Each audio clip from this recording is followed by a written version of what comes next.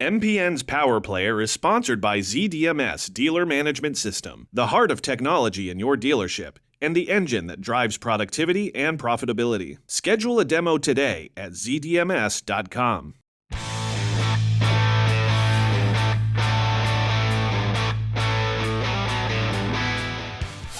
Hey, motorcycle and power sports news fans, I'm Greg Jones, and welcome to another episode of Power Players. Today, I'm joined by Robin Murphy and Paul Preston of Odyssey. Robin is the founder, Paul is co-founder. Guys, welcome to the show. Thanks for joining me. Thanks for having us. Thanks, Greg. Absolutely. Well, guys, we have a lot of exciting things to talk about with you two today on the show. And first and foremost, we wanted to give folks a little bit of an introduction to each of you and kind of how you guys got into this industry and came to found Odyssey and its technology. So Robin or Paul, you guys choose who goes first, but give us a little background about kind of where you came from and how you got to where you are today. Sure, yeah. So I can go first. So I did engineering here in Memorial in Newfoundland, but I've been riding motorcycles since I was probably old enough to walk. I started on dirt bikes and started riding on the street, but it hit really close to home for me when I started riding. My mom has a disease called Usher syndrome. So she has progressive hearing and vision loss. So when I was very, very young, me and my brother were tested every year to make sure we didn't have this genetic disease that was going to cause us to go deaf. So when I started riding on the street and I'd be out with my buddies and be cutting around town and I'd go on the highway and I'd get off and I'd say, okay, like, why are my ears ringing? Or like, how come I get off and I instantly know that something's wrong with my hearing? So that's really where it started for me. I was experiencing this firsthand and I said, like, I need to do something for myself. And then Odyssey sort of spurred out of that. Yeah, and for me, certainly, I've been working in technology roles for about 20 plus years, and through mutual connections. We live in Eastern Canada, but certainly most of us that are involved have worked elsewhere in North America as well, US and Canada. And so through mutual connection, I was introduced to the fine folks at Odyssey and kind of want to bring that business strategy, market intel lens to the work we're doing. So it's an exciting time for us.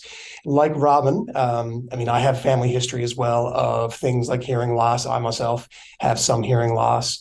And so I have a son who's riding dirt bikes currently. So also keenly interested to make sure that we not only provide a safe environment for people to enjoy riding, but to improve the riding experience overall. You know, that wind buffeting, that damage that we do by riding.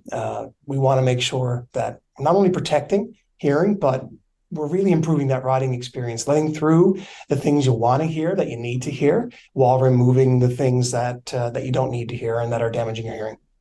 Yeah, excellent. And we'll definitely get way more into the details of what you guys are talking about with the Odyssey technology. Paul and Robin, did you guys know each other prior to starting the company and getting that up and going, or again, did it kind of form around that mutual hearing loss history? Yeah, so Odyssey pretty much founded pretty organically. So I started Odyssey, and then I got introduced to our CTO through him riding motorcycles and him actually trying to do something very, very similar. And all of us who are a part of Odyssey are riders or are people who are riders, and we're all really dedicated to like this riding experience to kind of increase. And yeah, I didn't know Paul before we did Odyssey, but I knew of Paul, and I think Paul knew of me. And like Paul had said, we're on Eastern Canada, so everyone sort of knows everybody or have heard of everybody.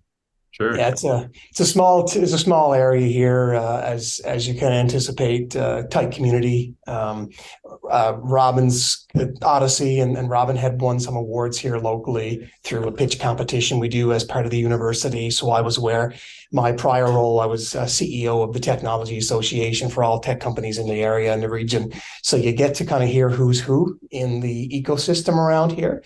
And so the work that Robin's been doing, the work that the team's been doing, is gaining in prominence. A lot of local investors and within the region looking at the company, that type of thing. So yeah, you tend to hear about those cool tech ideas, and especially when you've got a strong founder and co-founders around.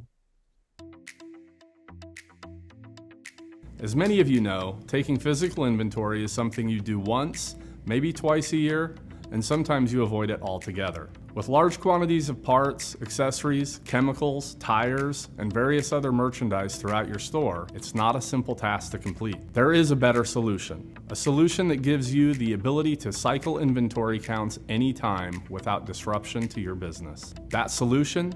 ZDMS RFID Physical Inventory. With RFID tags placed on inventory, you can cycle counts or conduct physical inventory with a RFID handheld scanner by simply pulling the trigger and walking around your dealership. RFID scanners do not require line of sight, so counters don't need to bend down under partitions, climb shelves, or position items to be visually seen to be counted in most cases. Contact your ZDMS representative to learn more about RFID physical inventory and how ZDMS is the only dealer management system in the powersports industry building the technology your dealership needs.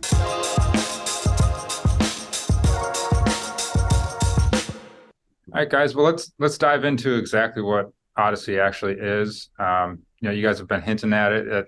It's a solution for noise and helping your hearing out there while you're riding.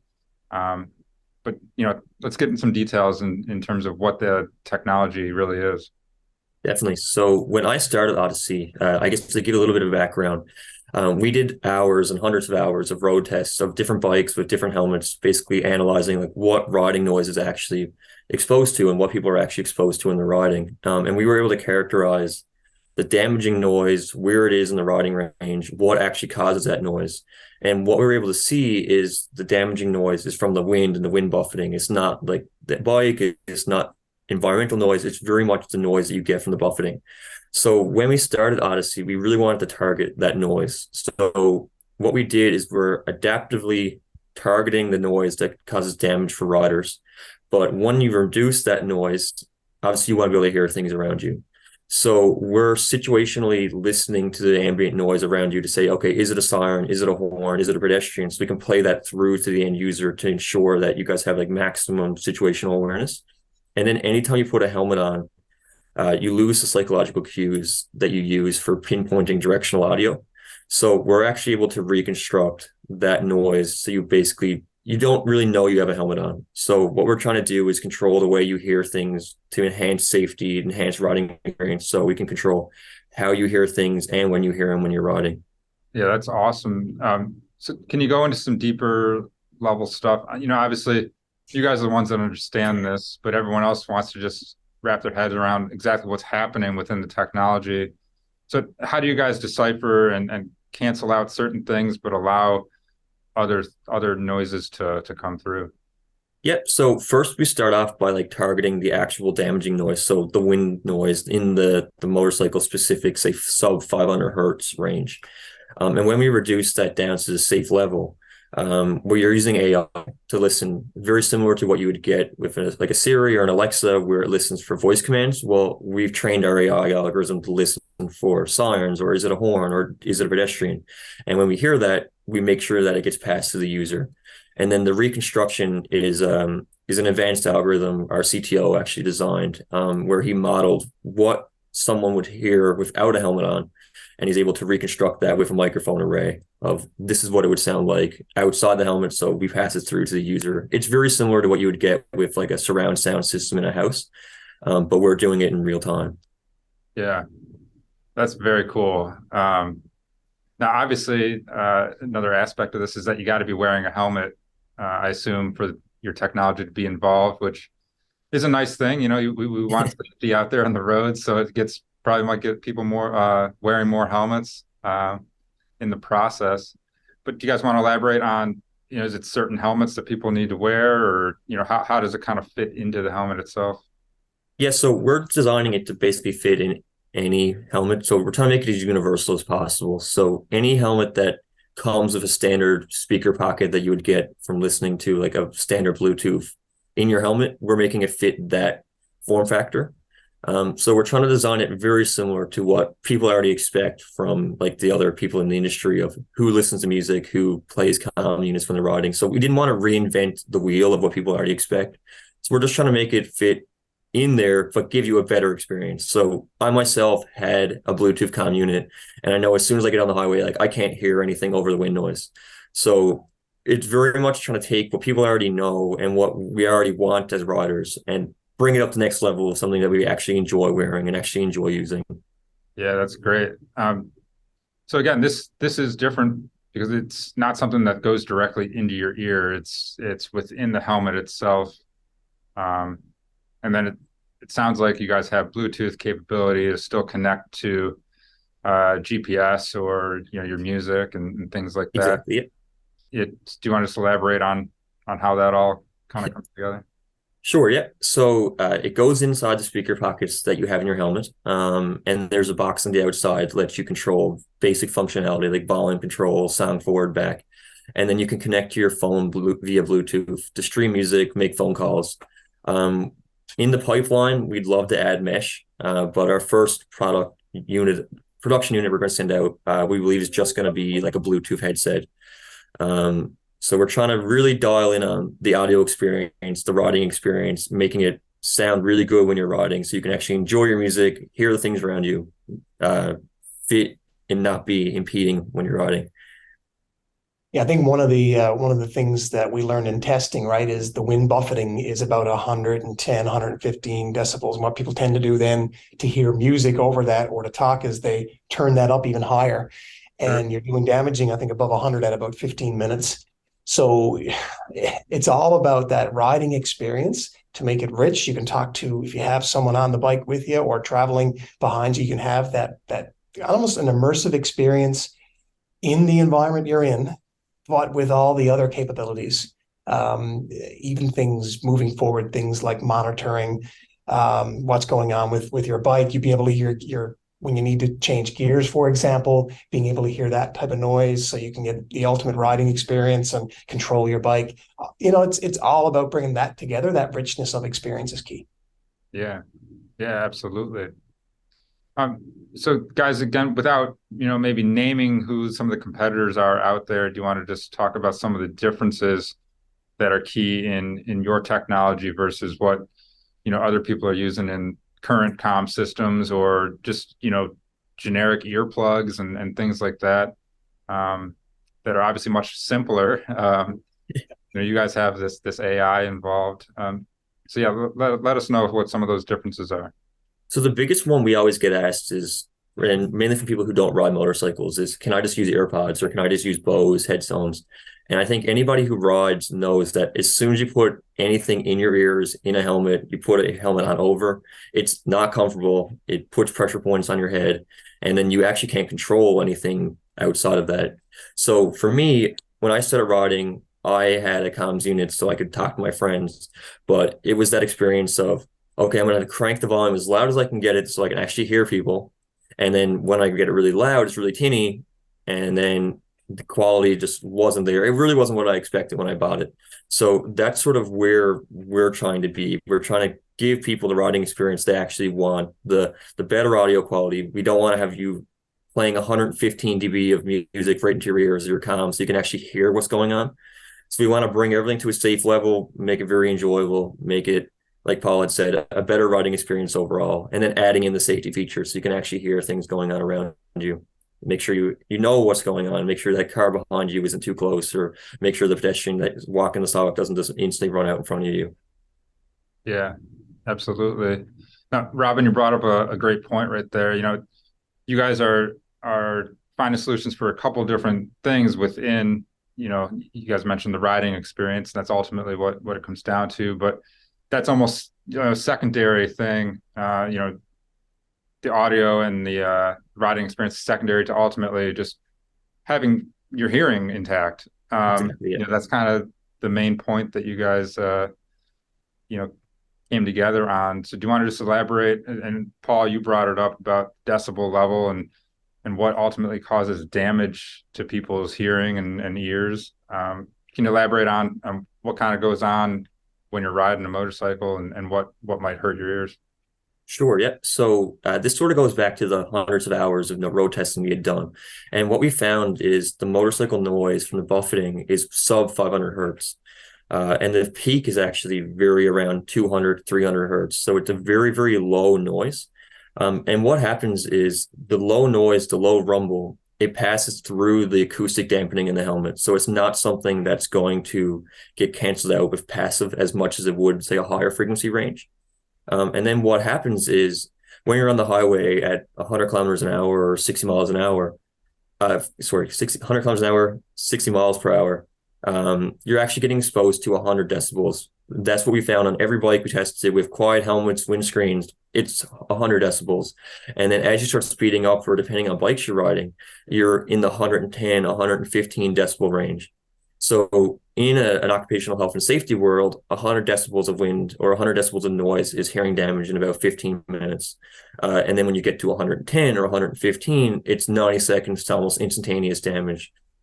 So when you're riding and you do prolonged periods of time on the highway or prolonged periods of time at higher speed, the noise you're getting exposed to is gradually beating away the hair in your cochlea. And what that does is the low range noise, that the rumble, it actually sounds quieter than what something in a higher frequency range would do.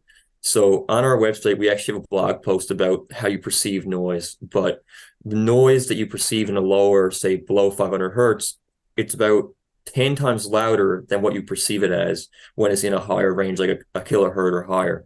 But what happens is that really, really loud noise, it affects the higher range of your auditory range and not the lower range. So when you're getting exposed to this constant wind noise, is actually damaging the range that we use for speech. So that's when people start not being able to distinguish between different, say, consonants and the way people pronounce words. So it's something that when you're riding, you don't notice as damaging if it was a really loud noise, but the wind buffeting is actually what causes the damage. Yeah, that's really fascinating, and obviously anyone who rides is experiencing that to some degree. And guys, you've mentioned, motorcycling is probably the key area here, but obviously power sports in general, it applies for. You're riding ATVs or UTVs or potentially out there on the water with jet skis. You don't see many people wearing helmets in that specific example, but maybe people want to start considering it to help their hearing. Yeah, and to add that, the big one that really hit home for us is where we are, like Eastern Canada.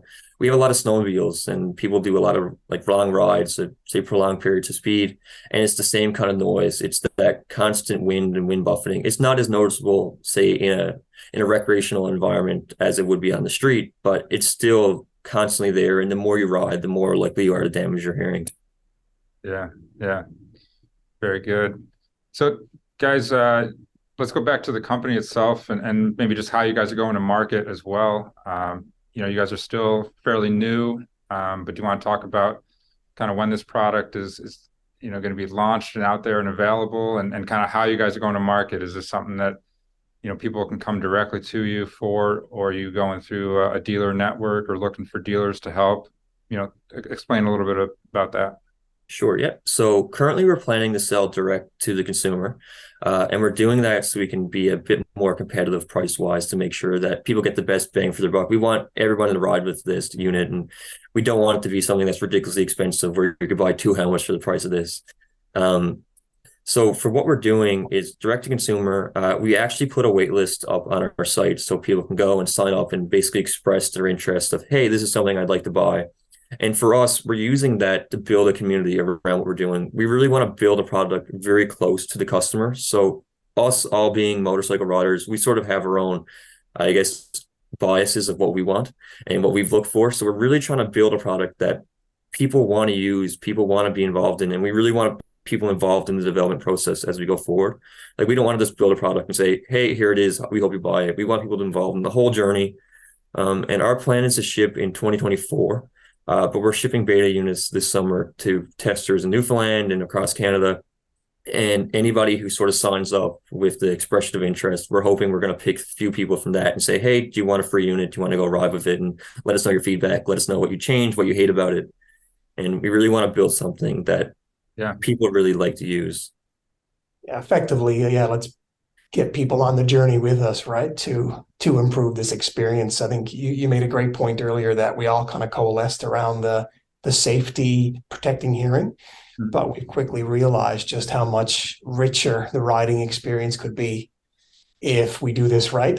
And just, picture, we have beautiful coastlines here, beautiful vistas. You picture riding on one of those vistas and bringing down the wind noise and being able to hear nature or certain things around you and enjoy that experience while protecting your hearing. And so getting people on that journey with us to improve the product as part of our beta testing this summer with the units, getting people to our page to pre-order and to sign up as part of our Founders Club to get those units to test them. That's going to be key for us. Yeah. Awesome. And again, just so I'm understanding, this is just one product at the moment that'll fit, any helmet and people's needs. Yeah, so we're trying to build it in a way of it will fit any helmet. We're also trying to make it compatible with like the existing units on the market. So we're trying to almost do two kind of additional ones. One where it's standalone, one where if you already use a Bluetooth comm, you can replace your speakers with this. We're still trying to work the nuances out of the latter, but we're trying to make it fit as many helmets as possible so people don't have to go out and buy specific helmets or a specific type of helmet to use it. We want people to use what works best for them, and we work with that, not the other way around. Yeah, very good. And then the AI that's behind all of this, I assume, it's obviously going to continually improve and learn as you guys go with this. Do you want to explain just kind of, again, you said it at the beginning in terms of what it knows it's trying to cancel out, and what it's trying to get through to the rider. But I assume there's little nuances there that it's going to continue to pick up. Definitely. So we trained it with like a standard data set that we were able to get for like ambulance noise, sirens. But depending on geographic range or where you are or direction that it's coming from, there's always variances in the way it listens. So we're trying to continuously build out our data set, continuously like collect recordings of, was this a siren, was this a horn? We're actually hoping to have our beta testers involved in that process of when they're running around. Like if we don't detect that as a siren, you'll be able to flag it and say, hey, I heard a siren and it didn't detect it. And we're hoping to use people to help build out the data set to make it a better ride. And very similar to, I guess, what Tesla's doing now of collecting recordings and such, we want to continuously keep learning and keep the AI algorithm getting better and better and better. The last thing we want to do is for someone to miss a siren or someone to miss a horn because we didn't train it for that specific type of condition. Yeah, absolutely. Well, awesome, guys. I know I'm kind of geeking out over what you guys are doing here. It's pretty cool. Definitely something unique to this space, and something I think a lot of people obviously benefit from who ride. And again, like I said at the beginning too, might get people wearing more helmets, which is never a bad thing in the process. So Paul and Robin, I want to give you guys an opportunity just to elaborate on anything or bring up anything else that we might not have touched on in regards to the product or the company. But otherwise, I do really appreciate the time. Maybe I'll give you last word, Robin. It sounds like, Greg, we need to send you a unit. Is one of the outcomes of this call, if you're geeking out like we do. That would be awesome. Yeah.